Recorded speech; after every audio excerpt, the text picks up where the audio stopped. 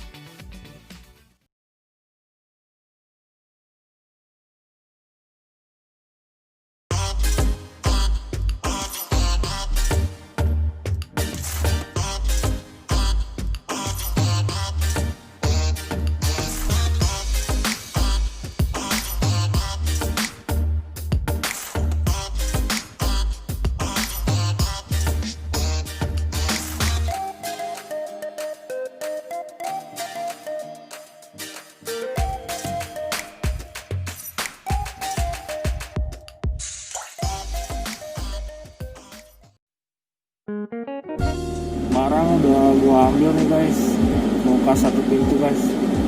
Aduh, kulkasnya udah pada karatan lagi. Aduh, mudah-mudahan aja nih kulkas nggak rusak sampai di tempat ya. Oke guys, kita langsung cabut menuju lokasi pengiriman.